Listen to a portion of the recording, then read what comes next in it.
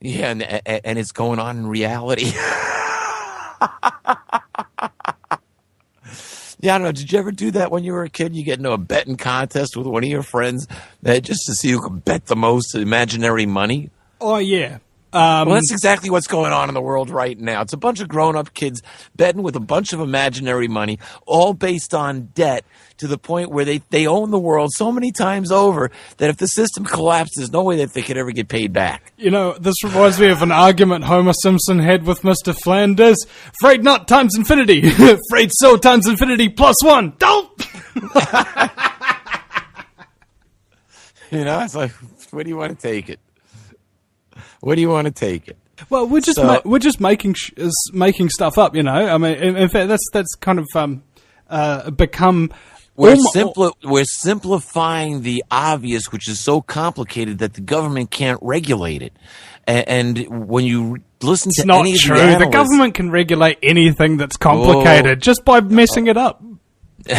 Well, you see. When you get, from what I understand, now I'm not an expert in the equities market. I mean, in the equities market, and you know, I'm not a banker. Sorry, scientist, researcher, biblical historian, exopolitical ambassador to Earth, but can't tell you a whole lot about money. I can tell you that I don't have a whole lot of it, but that's besides the point. But they've created this debt system, which is all based on artificial money, which is just numbers in somebody's computer. I mean, you're talking at a level, and the analysts that look at this say that you're better off taking the money that they have invested in this system and going to Las Vegas and betting it on a blackjack table. Think about it. Well, you would have a better return at a legal gambling establishment. Incidentally, when the Glass-Steagall Act was implemented, it was after the 1920 stock market crash, which caused the Great Depression, and that great stock market crash was caused by derivatives trading. You put $1 down and you get $10 worth of stock, kind of thing, as the saying goes. So Glass-Steagall was put in to prevent that kind of nonsense. And then in 1996, incidentally, when the Prime Minister of New Zealand was on the board of the Federal Reserve, they repealed the Glass-Steagall Act. And then the New York State Gaming Commission came to Wall Street and says, hey guys, you know, we actually have to start regulating you because what you're doing is gambling. Yeah. And the bankers kicked them out as well and just said, no, it's not gambling, it's not gambling. We're only gambling, we're only calling $1 $40 and gambling it on the stock market at 1,000 to 1. It's not gambling at all. You know, I mean, all we're doing is creating more money than exists on the entire planet out of thin air, and then causing a giant financial black hole for the entire world to get sucked into. Well, what's wrong with that? The odds on winning this are 1 billion to 1. Ooh, I like those odds. I'll take it. Oh, you lose. No, but the best thing is they gamble with other people's money, so even if they lose, they don't lose anything, and get a golden parachute as well. And everybody's standing around on a rat wheel, running in a race in place, doing the same thing every day of their lives, thinking they're going to have a different result. And then you wonder why insanity has reached the level it has on this planet, and why the pharmaceuticals have to pump out so many psychotropic drugs in order to keep everybody's brain from exploding out of their head and dribbling down out their ears. Incidentally, I just heard, what was it, yesterday or the day before? You know how you got all those ads on TV in the States advertising, are you not feeling very well? Are you really nervous around speaking in front of crowd? You know, like normal stuff that everybody's supposed to feel from time to time and what have you. It's called being human. And I say, well, that's not natural. And now we've got this completely unnatural drug to treat your natural condition. And by the way, it's got this side effect that might kill you and give you intestinal bowel cancer and turn you into a homicidal maniac who would also kill your family and then commit suicide. Now, that last bit where they tell you all the side effects and everything like that, apparently it was confusing consumers. So the FDA says, let's just leave that part out of the ads, because it's just messing up the process. I since they first came out, I hated pharmaceutical ads. Now you're telling me what I need to go tell my doctor, what I should take for this symptom that I've got, and you're also telling me that it may cause death in extreme cases. What are you, nuts? Actually, suicide is now the leading cause of death in America. Incidentally, all the people who've, I wouldn't say all of them, but a large proportion of the people committing suicide in America are on pharmaceutical drugs that have on the printout sheet, warning, may cause murder-suicide. And that's the most ridiculous thing. It's like, come on. They've created a life for the inhabitants, for the masses, in which they need to be drugged now in order to carry it out. And those that break down, you get on the either abuse the prescription drugs or get on illegal drugs because their lives have become were such tragic events that they can no longer psychologically handle the process. And so they got to kill pain. How much pain does your life have to be in to be a heroin addict? I don't know. And you see, here's the thing. The more pain you can create, the more the demand. And who controls the heroin trade? Well, let's see. The CIA. 80% of the world's heroin comes out of Afghanistan. It's actually 97% now. It used to be it used to be 1% before the US came in, and their heroin production went up 3,000% in the first 3 months. Well, you have to. Here's the thing. If you really want to know what caused the events of 9/11 here in the United States, go look up opium production in Afghanistan and then go to Google Images and you'll see a bar chart. And it's a nice little progressive bar chart that continues to rise, except when the Taliban come to power in 2001, there's no bar there. It's a little nub on the bottom of the baseline. And so they basically wiped out opium production in Afghanistan in 2001. There was no opium to be had. And so the next thing that happens is we have truckloads of methamphetamine coming across the Mexican border and all sorts of other designer drugs coming in to satisfy the need. All I can say is that the CIA has been involved in supporting the effort in Afghanistan since the time that Russia was in there. One of my listeners is in the New Zealand Defence Force, and he came back from Afghanistan, and he told us the story. He was there's these big shipping containers, right?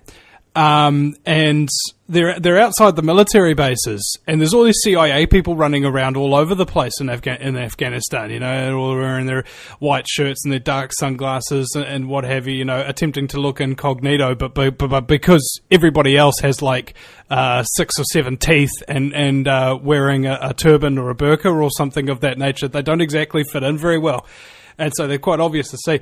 And so one of them comes up to him and he says, "You and the Australian soldier there, go and guard that container." And they go, "What's in it?" And they go, "None of your frickin' business. Just guard the container and don't look inside it." So naturally, they looked inside it, and it was pallets and pallets stacked upon each other of opium poppies, dried and ready for shipping. There you go. And that's why the troops are being photographed by the BBC and CNN and goodness knows who else guarding the poppy fields, because that's what they're there to do. If you've seen the movie Avatar, You know, they sent a whole bunch of military and a whole bunch of corporate scum to a planet to mine this particular resource, and to hell with the people and all of that kind of stuff. We're just going to go in, plow it out, and then extract all the stuff that we want. It's not entirely dissimilar from what's happening in Afghanistan, except the resource that they're mining is frickin' heroin. You know why? Drugs are a really good source of funding for black ops. Cash. Operation, yeah. Absolutely. Cash, baby. You can't frickin' trace that. And how important is the trade? Well, if you do your historic homework and you research the Opium Wars, something fairly well documented, you'll find that the cities of Shanghai and Hong Kong were about 90% opium addicted, and the Emperor of China said no more, and he closed the ports to English trading. And His Majesty's Royal Navy came up, blew down the blockade, sunk the blockade, opened up the ports, and started shipping opium back in. Now, it is said that Queen Victoria made a third of her income via the opium trade. And in fact, some of the most powerful families on the face of the planet have made their fortune on the opium trade. Now, I do want to go back and touch one thing here, because it is important in the overall scheme of things, before I change the subject completely and we move on to a different paradigm. We talked about the Nazi Operation Paperclip and the fact that they brought over tens of thousands of people, including their security force heads and essentially their whole way of doing business. But when we go back before the First World War, actually we started back with Napoleon, didn't we? Yeah, let's go back to Napoleon. The First Congress of Vienna. It was raging during raging. Napoleon's War was still on during the First Congress of Vienna, but it was coming close to an end. The Congress of Vienna met in 1814 and 1815, and the purpose was to redesign Europe, redraw borders to see who owned what. And at the at this Congress, the Rothschild family to turn around and go pushed a one world government to unite all of the European monarchies and countries and form essentially a European Union. And by the very fact of colonization, it would control the world. However, Napoleon didn't defeat Tsar Alexander I of Russia, and nor did the Russian fortunes fall into the hands of the Rothschilds. By the end of the Napoleonic Wars, the Rothschilds had control of the Bank of Germany, the Bank of France, and the Bank of England. So, there was a lot of leverage there. When you control someone's money, you can control their vote. So, but the Tsar said, hey, I don't want to be any part of your club. You don't control me. I'm going back to Russia. I believe it was Nathan Meyer Rothschild, which said, my descendants will see your descendants wiped off the face of the earth. And so we saw that during the Bolshevik Revolution a little bit more than 100 years later. But what did happen exactly 100 years later was World War I. Now, World War I was a turning point in history. It's different than any other war prior. It was a mechanized war. It was the first war to use chemical warfare. And it was the first time that the world itself was involved in war, not just regions or countries, the entire world through colonization. And the war, interestingly enough, during World War I, Japan attacked Russia in the east. Germany attacked it in the west. And so Russia had a two-front war. So it was easy for the Bolshevik Revolution to come in and take control of Russia. Now, the Bolshevik Revolution was, guess who financed that? The Oppenheimers and the Rothschilds. So they essentially, the Tsar of Russia had somewhere around $60 million invested in their banks. They basically had the Tsar killed with his own money. So, Nicholas and his family were wiped off the face of the earth.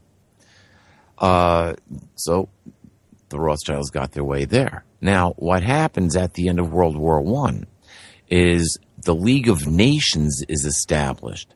The only problem is, even though Woodrow Wilson writes the charter for the League of Nations, Congress refuses to ratify it and join the League of Nations. It's viewed as a European club.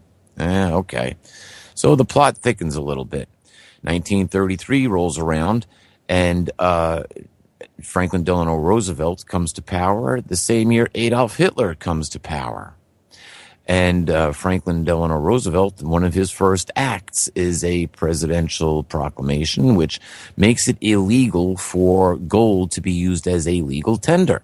You can no longer pay a debt by using gold, and Americans are only allowed to own $100 in gold coin. Now, remember, the United States was plunged into the Great Depression at this time, which started in 1929. And so here we are in 1933, and Roosevelt comes out with his New Deal program, gets elected president. The first thing he does is take everybody's gold. $380 billion worth of gold was bought at $20.67 a troy ounce. A year later, FDR makes another presidential proclamation, changes the strike price of gold to $35 an ounce. They have a profit of 40% on their investment, and the United States dollar just devalued by 40%. Nice. Very nice. So, and they allegedly put all that gold in Fort Knox, but I think a couple of years back, Congressman Ron Paul said, "Hey, can I go look at that Fort Knox and see everybody's gold in there?" No, but I'm a congressman. No, why not? Oh, because there's no freaking gold in there. Is there? Yeah, probably not. Stole everybody's gold and gave it to somebody else. Just gave it to them. You know. That's what no, they didn't give it to somebody else. They took it and they kept it for themselves. It's just that simple. It's going on right now with Germany. Germany wants their gold back, and the answer's no. I want my gold back. Yeah, well, fill out this paperwork, and it's a 7-year process to get your gold back. You'll have it back in 7 years. Start right. You know what? The Germans probably swallowed it and walked out, and been chased by the guards. Don't make me run! I am full of bullion. Well, when we go back and we look at what's happening here, okay, the United States gets their gold fleece, but, hey, Americans start going back to work. They start building hydroelectric dams, both in the East and the West. We're being geared up for war, is what's going on. They took the gold to finance the Second World War. For what purpose? There's something going on behind the scenes here. You see, it might have had something to do with setting up the United Nations, which John D. Rockefeller donated the land to build the building on, and they put like a Nazi war criminal as like the first Secretary General or something like that. And it's involved right around the world with human trafficking and depopulation and toxification of everybody and giving people off vaccines and things like that, purposely sterilizing people in the Philippines and all over the place. Close. You see, we have to go back to 1897 to get the answer, and that's when the first Congress of Zion is formed, or meets. Now, actually, they were supposed to meet in Munich, Germany, but when word got out that the prime reason for their meeting was to repatriate Jews to the, quote, homeland or Palestine or the Holy Land, the local Hasidic population or Orthodox Jewish population put up such a protest that they had to move the Congress location, the meeting of the Congress, to Basel. I believe it was either Bern or Basel, Switzerland. And so that's where they laid out the plan for the next 100 years, or the taking over the world as a one world government. Now, there was something that came out of that, a publication which was put out in 1903. It's called The Plagiarized Hoax. It's the Protocol of the Learned Elders of Zion. And when I read that, it was like the smoking gun to revelation to me. I was like, aha! Now I understand it all. Before that, I couldn't make any sense of this system. Read the protocol and you learn it. Or better yet, read Letters to Earth. You can survive Armageddon, because the answers are there, where we came from, why we're here, why things are this messed up, and what our future is. And that's what I want to talk about next. You see, this was all a design. Now, interesting thing that happens in 1897, a UFO crashes in Aurora, Texas. After the World War II is over, guess what? The United States joins the United Nations willingly. We're right there, right on the front lines now, aren't we? And what happens? In 1947, the United Nations declares that Palestine should be a homeland. Now, the end of World War I, interestingly enough, at the beginning of World War I, Palestine was controlled by the Ottoman Empire. By the end of World War I, it was controlled by the English Empire. And so came the Balfour Agreement that Palestine should be used as a homeland for the Jews, which was written to the Rothschilds. Nice. So here there's a lot of world support to get the homeland for the Jews back. And in 1947, the first serious thing that the United Nations does is declare Israel the homeland for the Jews, and Israel becomes a state. Also in 1947, a UFO crashes at Roswell, New Mexico. So what is it with UFOs, the Bible, Israel, all this stuff that's going on? You go back, and now I want to get on the positive timeline. It was a extraterrestrial, most likely an interdimensional, which told a young Jewish woman 2,000 years ago, a little more than 2,000 years ago, that she was pregnant with the Son of God, and that this child had perfect human DNA. Now, I could sit here and tell you about all the different things that Jesus did, but the most important thing that he did was this. When standing before Pontius Pilate and asked if he was king, he said no. Well, he didn't say no. He said, "My kingdom is not of this world." Really? You see, what it doesn't go into is, where was your kingdom? He told his disciples that he was leaving to secure a kingdom and that he would be back. He never said anything about starting a religion. It was all about government. And so after he told what his intention was, they took him out and they killed him.